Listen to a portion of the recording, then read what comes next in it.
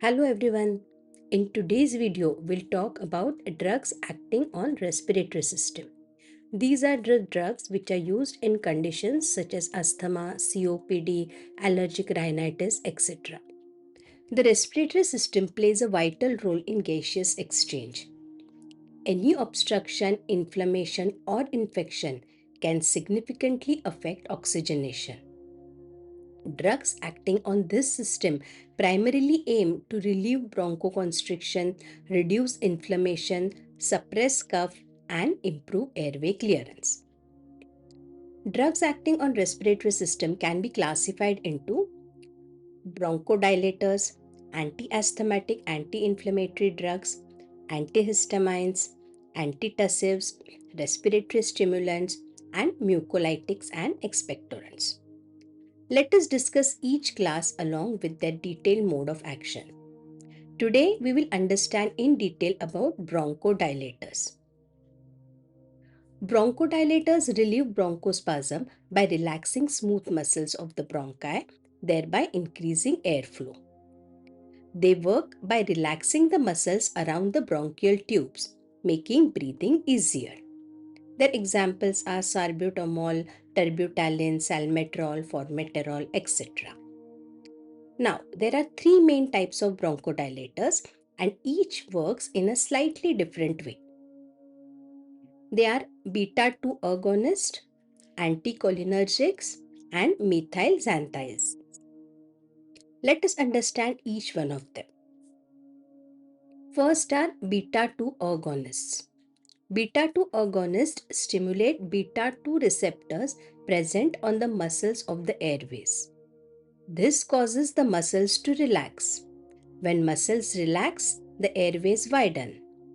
As a result, more air can move in and out of the lungs, causing easy breathing.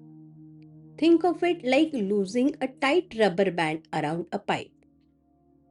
Now, these beta-2 agonists are classified by their duration of action. First are short-acting beta agonists or SABAs. They are known as rescue inhalers. They provide fast relief during acute asthma attacks. Common examples include albuterol, also known as salbutamol, and levalbuterol. Second are long-acting beta agonists, that is LABAs. These are used for daily maintenance to prevent bronchoconstriction and are often combined with inhaled corticosteroids. Common examples include salmeterol or formoterol. Third are ultra long acting beta agonists. These provide sustained once daily relief, primarily for chronic obstructive pulmonary diseases, that is COPD. Now, some potential side effects of these include rapid heart rate, that is tachycardia, palpitations, tremors, and nervousness. This is because they mimic the body's natural catecholamines, that is adrenaline. So this was about beta-2 agonist. Now let's understand about anticholinergics. Normally, a nerve chemical called acetylcholine causes airway muscles to tighten. Acetylcholine binds to receptors on the airway muscles. This causes the airway muscles to contract. Anticholinergics, as the name suggests, blocks this chemical acetylcholine. When acetylcholine is blocked, the muscles do not contract. As a result, airways stay open and relaxed. This can be understood as acetylcholine is the signal for muscles to squeeze. Anticholinergics stop this signal. So, the muscles do not squeeze and the airways stay open. Now, the third one is methylxanthines. These drugs enter the cells of smooth muscles of the airways. They increase a natural chemical CAMP, that is cyclic adenosine monophosphate, inside the airway muscles.